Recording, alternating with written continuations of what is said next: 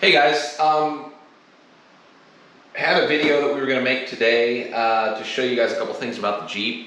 We've had some comments. People have wanted to know more about this bumper that we decided to put on. Really am liking the bumper. I've had it on here for a little over a month now, and it's really been a fantastic bumper so far. We haven't really been out in the woods with it very much, but I really like the overall construction, and I like the way the winch is set in it. And really just overall, I'm pretty happy with the overall appearance and build quality of the bumper. I know in the initial video when I first installed it, I had some complaints about the finish. I really think that was mostly my fault, being a little bit too rough with it when I was installing it. But overall, really happy with it. There's been actually some requests from the comments to show you guys a little bit more about it, and we're going to go into that. But the thing we're really going to do today is look at these lights. The fog lights were the factory fog lights that I kept. I had a plan to get rid of them eventually and upgrade them, and today is the day. These things are pretty pathetic, actually. Jeep ought to really kind of be embarrassed with themselves a little bit for putting these on the Jeep. They look like two really dim candles that just barely light up in front of you at all. They barely function as fog lights, and today we're going to do something about that. So I'm going to go ahead and show you what we decided to go with, and then we're going to put them on. All right, so this is what we decided to do. I got the Diode Dynamics Stage Series fog light kit. This is a great company. They're US made, US company. The reviews on these that I've read other places are fantastic. I got the Sport kit. They make a Pro and a Max kit as well. The lumens go up progressively. They are all SAE and DOT approved regardless of which kit you decide to get, but I felt like the Pro and the Max might be too much to really use safely on the street. The other thing you need to do when you order these is know which bumper you've got, because the light mounting brackets they send are different depending on which bumper you have. So you have the choice between the Sport bumper, the non-sport plastic bumper, or the steel bumper. These are not going in any of those. I've got the ARB bumper on, so we may have to modify this a little bit. We'll kind of see how that goes. But we're gonna go ahead and open this. So it comes in a really nice box, and we can open it up, and there's two more boxes inside.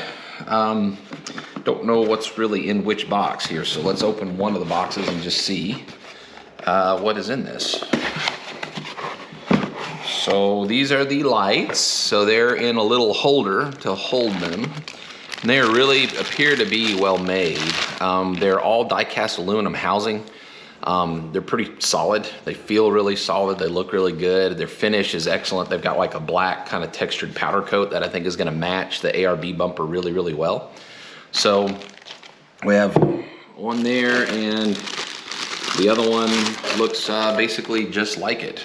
So they do say Sport on them. They've got a little sticker just to identify them as the Sport model. I guess if you got the Pro or the Max, that would have a different sticker on it. So yeah, these are the fog light. They also make a driving beam, like pattern that's got a different lens on it, but these are the fog lights. So that's in that box.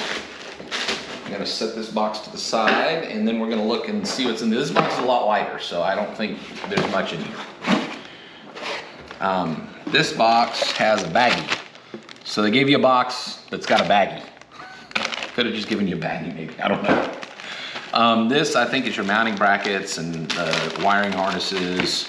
It's got a little instruction sheet that kind of tells you how to, it unfolds I guess, and tells you how to mount the light to the bracket. Kind of nice. And then it's got your mounting brackets, which are plastic, but they're pretty solid plastic. They don't feel flimsy at all. They really do feel pretty good. They don't give a lot. So you got a mounting bracket for each side. And then, let's see, we got an important thing that gives you a warning. It says, in general, fog lamps should be angled slightly downwards to illuminate the area directly in front of your vehicle. Because of this, the bezel may not sit flush with the factory fog light opening. Fog light kit can be adjusted and aimed using the screws on the side of the bracket. So it's just telling you kind of how to adjust it, which should be pretty obvious when you put it together. And then they gave us different wiring harnesses, because I think this kit, even though it's for the Gladiator, I guess some of the, depending on your year Gladiator, it may have a different connector in it, or these may fit multiple vehicles, I'm not really sure, but they give you a choice of 2 different wiring harnesses, adapters to fit the lights to your wiring harness. And then they give you some nice stainless steel screws. They're Allen screws with some nylock nuts, I think, that go in the mount to the light. So you got all those. So that's what's in the box. That's what comes in the kit. It's a really complete kit. The lights appear to be really, really high quality. So we're gonna go ahead and get the Jeep pulled in the garage and start getting them put in. All right, so per the request of some of our viewers, they wanted to see a little bit more about this bumper. There's some specific elements that I would like to go into with you guys. The first one is the way this bar comes out of the bumper. The bumper's actually got a lot of angles in it that aren't immediately apparent when you look at pictures online. The thing I like is from the front, it looks like this thing just kind of comes straight up, but in reality, it's angled out probably 15, 20 degrees, such that when you get to the top part of the bar, it's pretty much flush with the front of the bumper. That gives you a nice big push bar to protect the grille, protect the Jeep. It protects the winch. There's 2 really large oversized light tabs that are really solid behind it. You can put lights, antennas, whatever you want in that. You've got the tow points that are massive. They're rated at 16,000 pounds working load, so you're pretty much gonna pull the Jeep in 2 before you damage one of those. And they're big. They're for a hard bow shackle. You could put a soft shackle in them because they're kind of beveled and smooth. The winch is mounted in the bumper, which makes it a little bit difficult to see the winch rope, but you can still see it there, and you can still kind of see it under the control box there. So if you had a different winch with a different control box on it, it may be more difficult to see that, but with this Smittybilt, it's pretty easy to see. Been pretty happy with the Smittybilt winch so far. The fenders were a little bit odd, I thought, when I first put it on. You can see that the plastic fender basically just barely contacts the bumper at one spot. You could take a pair of little snips and probably just snip that off like 1/8 of an inch if you wanted some clearance. It really isn't a problem. It hasn't affected the finish on the bumper at all. But the thing of note is that if you don't have the Rubicon fenders, the high clearance fenders, you're gonna have a problem with this bumper, because I don't think it's gonna actually clear it. They don't specifically say that, I don't think, anywhere, but I think you'd have a real hard time with the fenders that hang down further. The other thing, ARB always pays attention to detail, and they put these plates that you bolt in that just kind of cover the end caps of the bumper and make it look a little bit more finished, but it also keeps mud and gunk and stuff out of the inside of the bumper, so it's a little bit easier to clean. You still got good access to the fog lights if you need to change them, which we're doing today. But I really like that ARB pays attention to detail and puts little things like this in that you really don't see every day, but they're still there. The other weird thing about this bumper is this skid plate mount. So the bash plate is really sturdy up front. It's very strong. I have no doubt that it's gonna do its job and protect the sway bar disconnect and keep like a stick or something from going up and getting into your radiator. But at the same time, this mount is welded solid to the bumper, but there's no bracket or anything to tie it into this frame horn. It's just kind of floating there. I don't know if that's for crash attenuation or why the ARB engineers chose to do that, but you know, I trust those guys to make a pretty strong product. The products I've had from ARB in the past have been bomb-proof, and I don't think this is gonna be any different. So while that looks a little bit strange, I think it's still really functional and not gonna be a problem for us. And that about ties up the features of the bumper. I hope you guys get a good enough view that it'll help you make a decision on whether or not you want this bumper. They are a little bit pricey. They're one of the more pricey bumpers on the market. But I think you get what you pay for. And some of the bumpers that I looked at, I think are a little bit deceiving, because the bumper itself is relatively inexpensive, but you've got to buy the skid plate separate. You've got to buy like strengthening brackets or a winch plate to go with it. And by the time you get everything to actually make it do what this bumper does out of the box, it costs about the same amount. So do your homework, research it plenty. I hope these views can kind of help you decide if you want this. And I think now we're gonna go ahead and get the fog lights installed.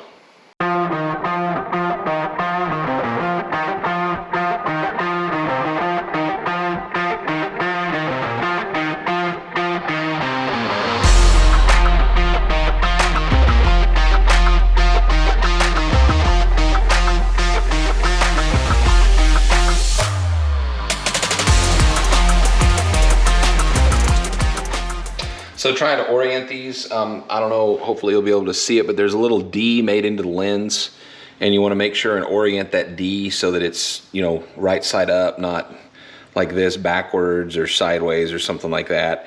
The mounting bracket is going to make it so it can either be this way or this way. You want to make sure that it's this way with the D, the way you would read a D on a sheet of paper. And that way the lenses will work to help project the light the way it's supposed to go. Okay, so we're going to put the bracket on. The bracket's going to fit on just like this and screw in from the side, but that makes it kind of hard to get to the bolt.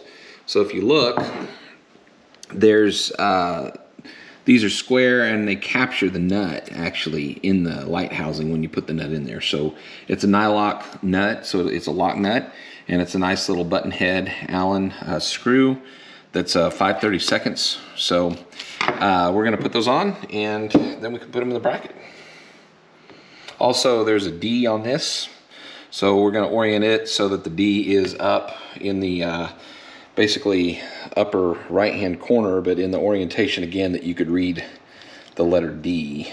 And we're going to just have to kind of thread this in and get it started, and do the same thing for the other side. Really not too difficult. They've done a great job getting these made up. So it's going to give you a little bit of play back and forth. We're going to kind of get this snug so we can adjust it and set it in the light mount so we can finish kind of adjusting the depth on them. That way you can kind of get it set just the way you want it. There's also a little bit of play to adjust the angle, but there's not a lot with the heat sink and everything in the way. There's a little bit of play, but not a whole lot, just a couple of degrees. So but yeah, it's a really nice design. Diode Dynamics is a good company. They're doing really good work. So let's see here. D goes that way, I think. Yep. Pretty sure that's right. Hold on a minute. What side is this? Is this side? Nope. Pretty sure that's this side. Right? Yep. So the D needs to go like that. Okay.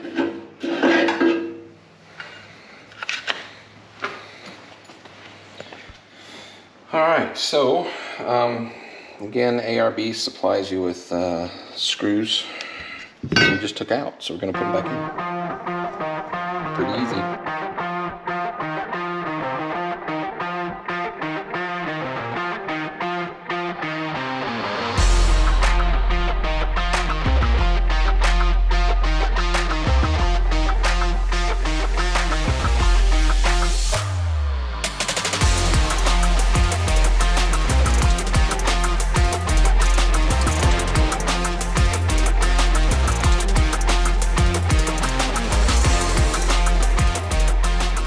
Speaking of being intelligent, let's check this and make sure it fits with the screws pointed forwards.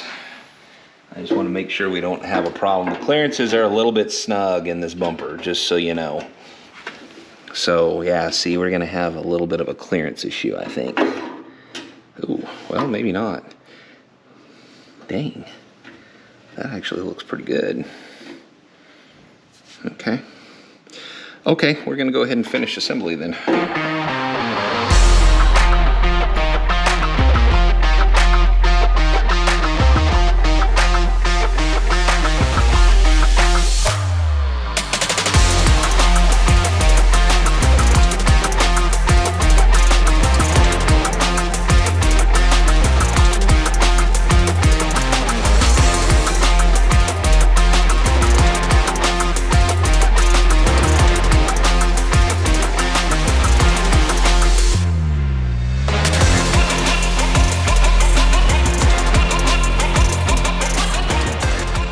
So it's not the oval one, it's the square one. Because it's got to match the plug. So the oval one doesn't, right? The square one matches perfect. So top tip, make sure the tab is pointed up. I don't think it'll go on the other way. This way it'll lock into the plug, and there's a little O-ring in there to keep it waterproof. So just FYI. And then the bracket, the light has got a plug in the back that this thing seats into, and it only goes one way. I need to get under it to be able to see it. Get it in there. It fits pretty snug. There it goes. Just aim it back down a little bit. Aim it back down a little bit, just like so. Yeah, perfect. So that's that one. We're gonna have to tidy this up with some zip ties in a minute. That's not a huge deal. Pretty easy to do. We'll get everything tidied up so that the tag isn't showing. Something like that. We'll get it tidied up in a minute. So, gotta get the other side done.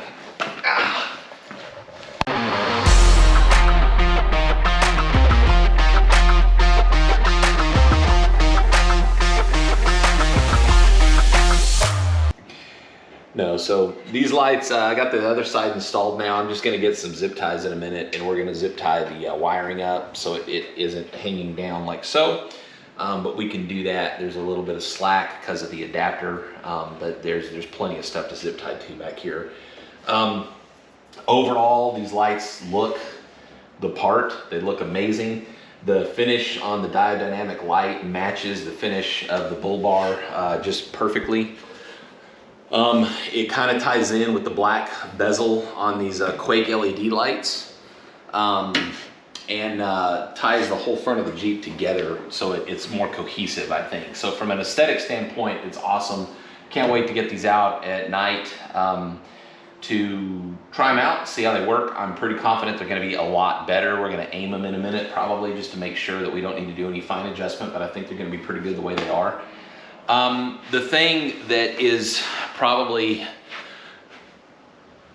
important to think about with all of this is that I was not able to get the LED lighting package from Jeep.